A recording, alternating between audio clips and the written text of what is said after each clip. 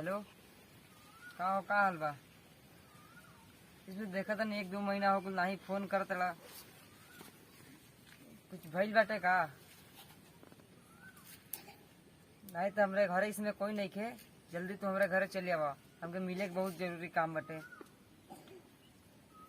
नहीं नहीं, यही समय चली आवा। देखे के बहुत मन करता है। ठीक बा, जल्दी तू हमरे घरे आवा।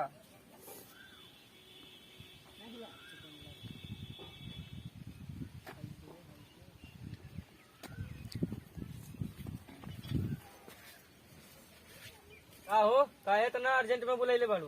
का हो, नाही फोन करतला नाही मिले आव तो कुछ हो गइल बेटे का तहके? तोहरो से हमके कुछ जरूरी बात करे के रहे। हम कई दिन से सोचत रहनी कि तोहर से मिले के। कौन जरूरी ऐसा बात बाटे? बात ई बा, बाबू माई हमार बियाह तय के देले बड़न। ई का कहत?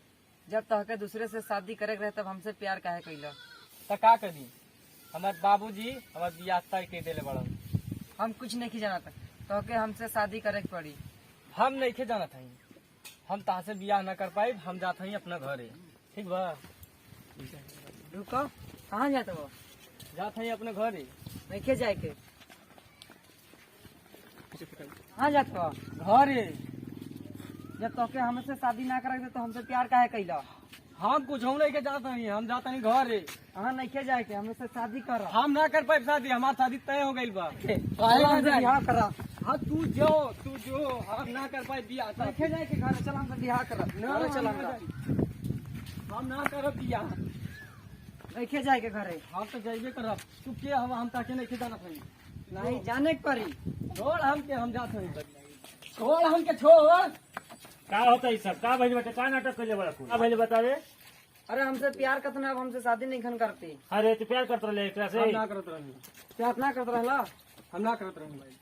मोबाइल देखें के मोबाइल में हमारा मोबाइल फोटो निकाल। बाटे। मोबाइल नहीं खे। मोबाइल ए, रुक, मोबाइल निकाल, मोबाइल निकाल। निकाल। मोबाइल निकाल, मोबाइल निकाल, मोबाइल निकाल। लाख बताए लो कर। पता, हमके नहीं के पता। फिर झूठ बोल ले। नहीं के पता। रुक जा पहले सवाल दे। नहीं, लाख बता बताओ, हमके नहीं के मालूम। लाख बताओ, लाख बताओ, लाख बताओ। लाओ हम खोल दे। खोल। ये देखो सही देखो हई। ये दोनों के फोटो बाटे। ए, का झूठ का झूठ बोलता रे? हैं? हैं? का झूठ बोलता रे? का झूठ बोलता? सही सही बता। ना करत रहनी। ना करत रहे हो? झूठ बोलता थे।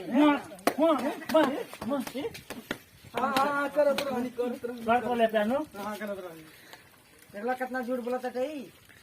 ए सिंदूर मंगा। अखिलेश सिंदूर मंगा।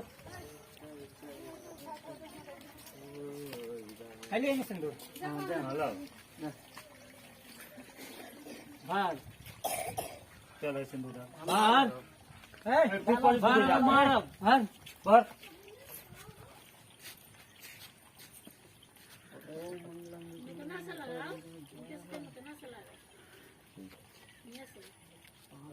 सुन, आप दोनों जना मियाँ बीवी हो गई। अब दूसर बियाह दुनियादारी ये ना हो कि हम नहीं किया। कोनो शिकायत आई तो सारी जिम्मेदारी तोहरे पोई, तोहरे पे दंड जुर्माना जो लागे कोई लगावल जाई। आज के बाद से ऐसा कुछ ना होके चाहिए। ठीक बा ना? ठीक ठीक बा। हाँ तब जा लो।